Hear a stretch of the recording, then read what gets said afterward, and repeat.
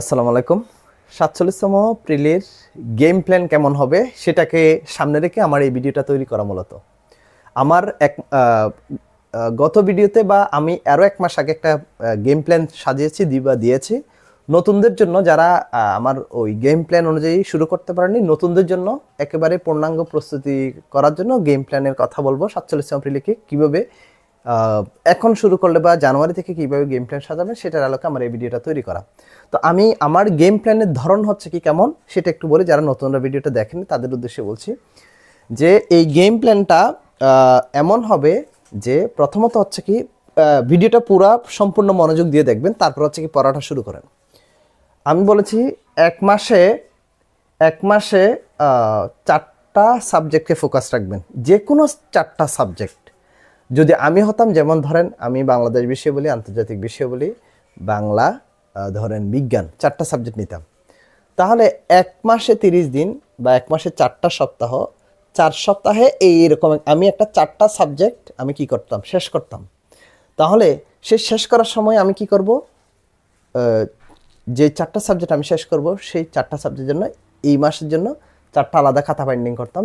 কোন 4টা সাবজেক্ট আমি শেষ করব ওটার জন্য আলাদা 4টা খাতা বাইন্ডিং করলাম। বাইন্ডিং করার পর আমি যখন ওই সাবজেক্টে পড়া স্টার্ট করলাম, যেমন ধরেন বাংলাদেশ শুরু করলাম, বাংলাদেশ শুরু করার পর পড়া স্টার্ট করার পর যেটা আমার সমস্যা আছে সেই সমস্যা আমি খাতার মধ্যে তুলে ফেললাম, তুলে লিখে আমি 1 সপ্তাহের মধ্যে আমি বাংলাদেশ বিষয়গুলো শেষ করলাম। শেষ করার পর আমি যত সমস্যা আছে সবগুলো সমস্যার কথা আমি আমার বাংলাদেশ বিষয়তে যত সমস্যা আছে সব সমস্যার কথা আমি আমার কোথায় তুলে ফেললাম, ওই খাতায় তুলে ফেললাম। তারপর সেকেন্ড উইকে গিয়ে আমি আরেকটা সাবজেক্ট ধরলাম। তারপর হচ্ছে কি ধরেন আমি আন্তর্জাতিক ধরলাম, তখন আবার আন্তর্জাতিক একটা খাতা, আধা দিস্তার, হাফ দিস্তার, ওখানে আন্তর্জাতিক পুরা ওই 7 দিন আমি শেষ করার ট্রাই করব। এই ট্রাই করার সময় আমি কি করব, ধরেন ওই বাংলা আন্তর্জাতিক বিষয়ের যে খাতা, সেখানে আমার সমস্যা জাতীয় যত প্রশ্ন আছে, ইয়ার কোয়েশ্চেনে যেটা আমার সমস্যা আছে বা কনফিউশন কোনো ইনফরমেশন আছে থাকলে বা কনফিউশন কোনো প্রশ্ন থাকলে সেটা আমি তুলে রাখলাম। তাহলে বাংলাদেশ বিষয়ে যখন শেষ করলাম তখন আমি যেই প্রশ্নগুলো পারি সেই প্রশ্নগুলো আমি তো পারি, আর যেটা প্রশ্ন পারি না, যেটা কনফিউশন, যেটা ইম্পর্ট্যান্ট, এইরকম তথ্য আমি খাতায় তুলে রাখলাম বাংলাদেশ বিষয়তে। আন্তর্জাতিকের ক্ষেত্রে কীরকম করলাম, এরপর একটা সাবজেক্ট দিলাম সেটাতে কীরকম করলাম, এরপর আরেকটা সাবজেক্ট দিলাম সেটাতে কীরকম।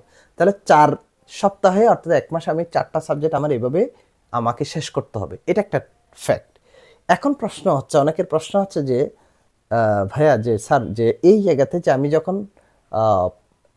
প্রথম সপ্তাহ বা একটা সপ্তাহে যখন আমি বাংলাদেশ বিষয় বলি, যে কোনো একটা সাবজেক্ট ধরি, এই 1 সপ্তাহ যদি আমি এই একটা সাবজেক্টে ধরি, প্রশ্ন হচ্ছে কীরকম, তাহলে আমার বাকি অন্যান্য আরও যে 10টা সাবজেক্ট আছে স্যার, বা এই সাবজেক্ট থেকে তো আমি অনেক দূরে চলে যাচ্ছি, বা এগুলো তো আমি ভুলে যাচ্ছি অন্য পড়াগুলো, তখন এগুলোকে আমি কীভাবে কাভার দিব? একটা সাবজেক্ট নিয়ে যদি আমি 1 সপ্তাহ পরে থাকি, তাহলে আমার বাকি সাবজেক্ট পড়াগুলো কীভাবে কাভার দিবে? সেটার জন্য টেকনিক হচ্ছে কি, আমি বলেছিলাম যে আপনি যদি এখন থেকে শুরু করেন, আমার গেম প্ল্যানটা 1 মাস বা এই প্ল্যানটা যদি এভাবে শুরু করেন, তাহলে যখন থেকে আপনি ওই যে 4টা সাবজেক্ট 1 মাসের প্ল্যান সাজাইছেন, সেখান থেকে ধরেন এই সপ্তাহে আপনি বাংলাদেশ বিষয়গুলো পড়ছেন, এই তারিখ থেকে এই 7 দিন 7টা জব সলিউশনের প্রশ্ন পড়বেন। 7টা জব সলিউশনের প্রশ্ন পরে আপনি এই জব সলিউশন যখন পড়বেন 7 দিনে 7টা, মানে 7 দিনে আপনি বাংলাদেশ বিষয়ে পড়লেন, একটা সাবজেক্ট শেষ করলেন, আর এই 7 দিন 7টা জব সলিউশন পড়লেন। 7টা জব সলিউশন পড়ার অর্থ হচ্ছে কি, আপনি এখানে বাংলাও পড়লেন, ইংরেজিও পড়লেন, বাংলাদেশে পড়লেন, আন্তর্জাতিকও পড়লেন, ভূগোলও পড়লেন, বিজ্ঞানও পড়লেন, লিটারেচার পড়লেন, বাংলা সাহিত্য পড়লেন, গ্রামার পড়লেন, নৈতিকতা সুশাসন পড়লেন, জিকে পড়লেন, বিজ্ঞান পড়লেন, আইসিটি পড়লেন, সব পড়লেন। সো একটা সাবজেক্ট নিয়ে আপনি পড়ে নেই এক সপ্তাহ, এক সপ্তাহে একটা সাবজেক্ট শেষ করলেন, সাথে অন্য সকল সাবজেক্ট এই 1 সপ্তাহে জব সলিউশন পরে আপনি এটাকে কাভার দিচ্ছেন। এখন তাহলে 1 মাসে আপনার 4 সপ্তাহের জন্য 4টা খাতা, আবার এই মানে একটা জব সলিউশনের জন্য আলাদা খাতা, 5টা খাতা।